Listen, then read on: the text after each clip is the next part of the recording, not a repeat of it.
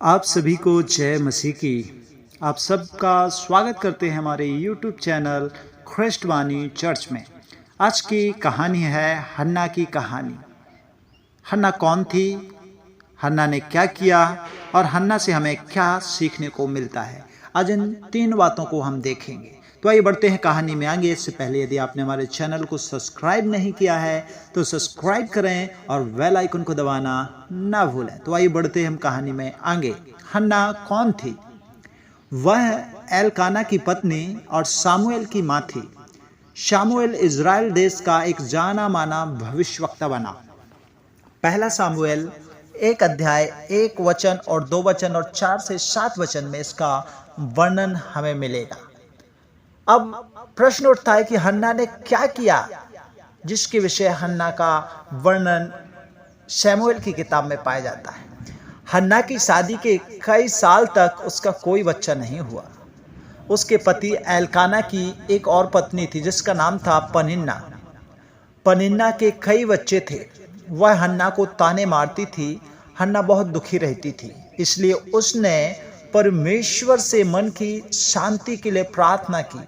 उसने अपना दुख परमेश्वर को बताया और उससे मन्नत मानी कि अगर उसका एक बेटा हुआ तो वह उसे पवित्र डेरे में सेवा करने के लिए दे देगी, जहां इज़राइली परमेश्वर की उपासना करते हैं। पहला सामुएल 1 अध्याय और उसका 11वां वचन। परमेश्वर ने हन्ना की प्रार्थना सुन ली और उसे एक बेटा दिया। हन्ना ने अपना वादा निभाया और जब सामुएल छोटा बच्चा था तभी वह उसे पवित्र डेरे में सेवा करने के लिए ले गई। फर्स्ट शमूएल 1 अध्याय 27 और 28 वचन। हन्ना हर साल बिन आस्तीन का एक छोटा सा बागा बनाकर सामुएल के लिए ले जाती थी। बाद में परमेश्वर की आशीष से हन्ना के 5 और भी बच्चे हुए, 3 बेटे और 2 बेटियां। पहला सामुएल 2 अध्याय 18 से 21 वचन में इसका वर्णन हमें मिलेगा। तो ये थी कि हन्ना ने क्या किया। अब बात आती है कि हन्ना से हमें क्या सीखने को मिलता है या सबक हमें क्या मिलता है। तो आइए हम इस बात को देखेंगे। हन्ना ने प्रार्थना करके अपने दिल का सारा हाल किसी मनुष्य को नहीं परंतु यहोवा परमेश्वर को बताया, इसलिए वह अपना दुख सह पाई।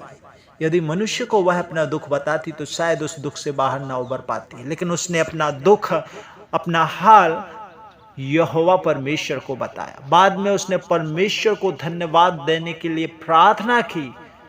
पहला सामुएल 2 अध्याय 1 से 10 वचन में प्रार्थना जो हन्ना ने की वह वहां पर पाई जाती है। और हन्ना की उस प्रार्थना से हम जान सकते हैं कि उसे परमेश्वर पर कितना भरोसा था। हन्ना के बारे में यदि आप और कुछ जानना चाहते तो आप पहला सामुएल की किताब जरूर पढ़िए। आपको पूरा वृतांत, पूरी आपको स्टोरी वहां पर आपको मिल जाएगी। प्रभु आप सबको बहुत बहुत आशीष दे। और इस कहानी के द्वारा आपको क्या शिक्षा मिली आप हमें जरूर कमेंट करके बताइए। God bless you.